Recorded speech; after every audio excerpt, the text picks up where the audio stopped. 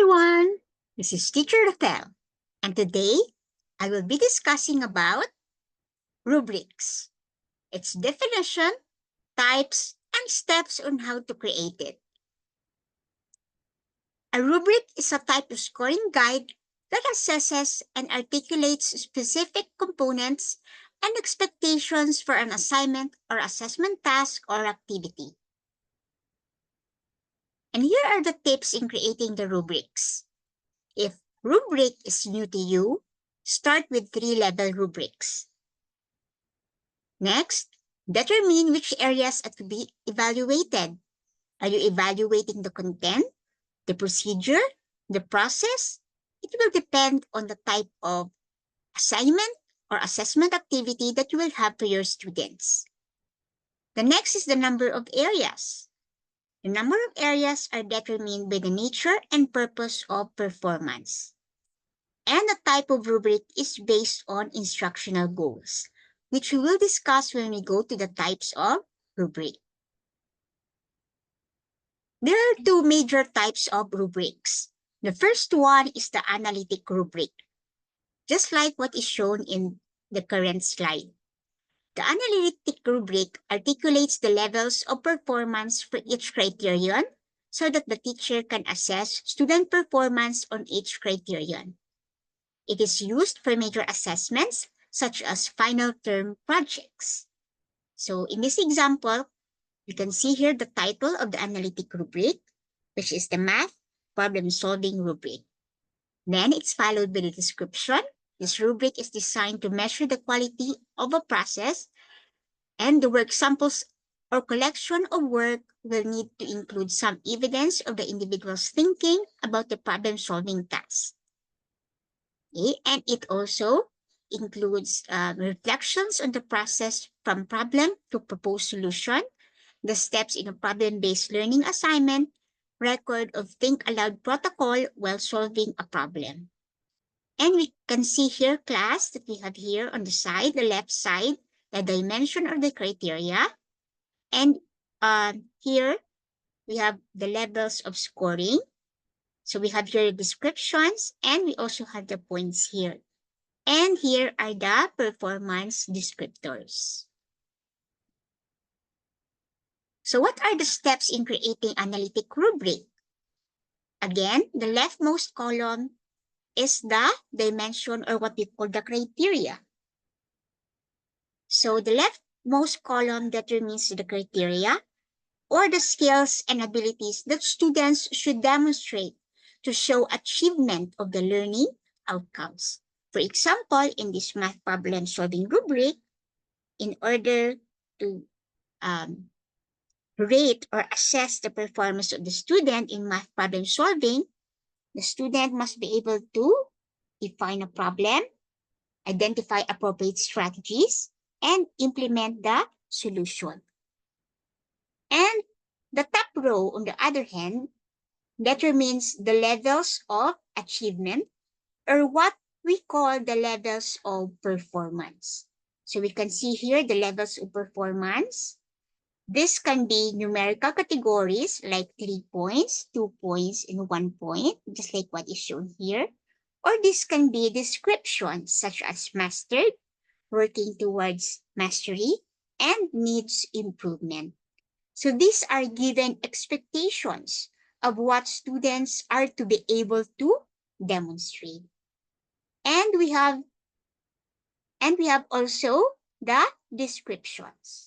So for this example, the sentences listed inside these boxes, these are called descriptions, or what we call performance descriptors or descriptions.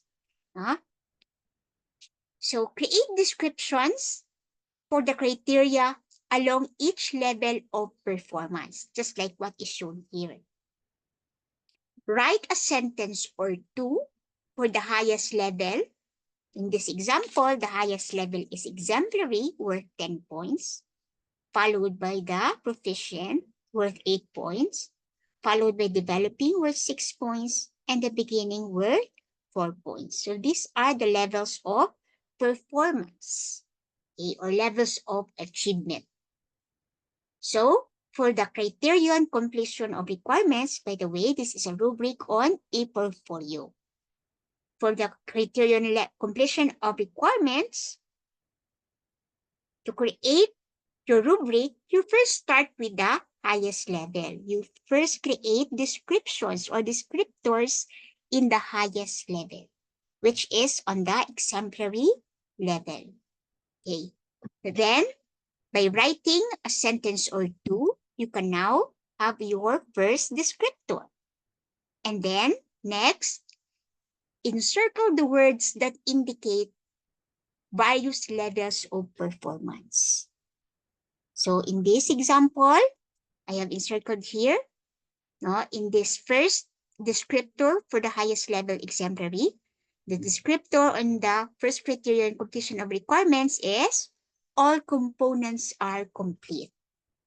And then encircle the keywords, then copy that sentence, and then replace those keywords with other words to differentiate or to distinguish the next level from the previous level. For example, in this exemplary level, the descriptor says all components are complete. In the proficient level, next level, the portfolio is missing one component or one component is incomplete. So you replace the keyword all and complete with missing one or one component is incomplete. Then we do it with the next level. Portfolio now is missing two components. And on the last level, portfolio is missing more than two components. So by looking at these descriptors class, we can easily distinguish or differentiate one level from the others. Okay. So again, these key terms class, okay, that were encircled will be changed in the other levels. Okay, now we go to the next criterion, selection of work. Again, we start with the highest level, which is exemplary. All work samples are clearly and directly related to the purpose of ePortfolio. So a wide variety of artifacts is included. So the key term here is all. Okay, now we change all to make it different. Going to the next level, it became most. So most work samples are related to the purpose of ePortfolio. Now we go to the next level, developing. The most is changed to the key term some. Okay, and for the last level, okay, some was changed to none. So we can see the difference among the levels of performance. Now we go to the last criterion, which is timeliness. For the exemplary, okay, the student will get a perfect score of 10 if the ePortfolio is submitted before the deadline. So the key term here is before. Then it will change going to the next lower level, proficient. The ePortfolio submitted on the deadline. And then for the developing level, the ePortfolio submitted 1 to 2 days late. And for the beginning, ePortfolio is submitted more than 2 days late. Okay, that is how we construct analytic rubric. Okay, so in analytic rubric class, okay, we can determine specific areas or criteria where the student excelled on or where the student excelled best or where the student performed best, and in which criterion or criteria the student needs to improve on. Okay, and now we go to the next major type of rubric, which is holistic rubric. It describes the overall characteristics of a performance and provides a single score. So unlike analytic rubric, wherein each criterion each criterion has a specific or corresponding score. In holistic rubric, you only come up with a single score for all, no, for all descriptors. Usually, holistic rubric is used when quick judgment or decision making is desired, or where there are many samples or students that it's impractical to use analytic rubric. Okay, again, if you have many students, it's impractical to use analytic rubric because it's impractical to examine each of the students' performance and identify which particular areas of performance the student needs to improve on. Whereas in holistic rubric, if you have many students, it's more practical to use because you only come up with a single score given a set of descriptors. And holistic rubric is used for minor assignments such as homework and for quick review of student work. So the two advantages of using holistic rubric. For one, it is simple. Now, it's easy to come up with a score. And it has the ability to provide a reasonable summary rating. All the traits are efficiently combined. The work is scored quickly and only one score results. And for disadvantages, it reveals little about what specific skill needs to be improved because you're after into results, single results or single score, not on what specific skills the student needs to improve on. Okay, and it provides little specific information on what student did well. Okay. Next, this is an example of holistic rubric. So we have here the title, portfolio grading, and description. This rubric is designed to evaluate the portfolio submission based on content, presentation of work, and reflection. So just like what I've said, in holistic rubric, you always come up with a single score. So in this case, we have the scoring. Now, it used the range of scores. So the highest score is 95 to 100. That's a range of scores for the following descriptors, performance descriptors. All required items are included with a significant number of additions. Items clearly demonstrate that the desired learning outcomes for the term have been achieved. The student has gained a significant understanding of the concepts and applications.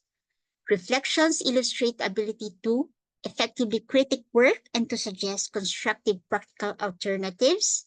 And items are clearly introduced, well organized, and creatively displayed, showing connection between items. So those are the performance descriptors for the highest score, no set of scores. Okay, how do you come up with the next set of descriptors? So you just copy again the descriptors and you just change words, keywords there in the descriptors. And that becomes the next level, lower level. Or I mean, and the next set of scores. So for example, for 90 to 94, the performance descriptors are all required items are included with few additions. So we can see in the highest score, scoring, we have the key term there. All required items are included with significant number of additions, whereas in the next lower set of scores, all required items are included with few additions. Okay, and for the next lower set of scores, all required items are included. It did not add their additions.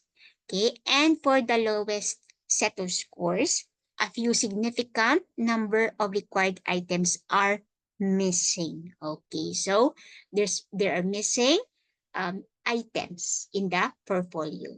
So that is how you construct holistic rubric. So key points here.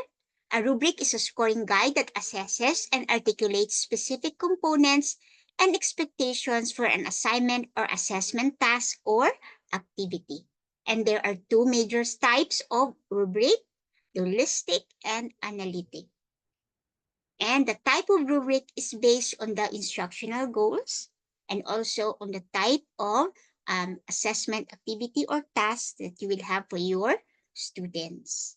Okay, if you have a large number of students, it's more practical to use holistic rubric.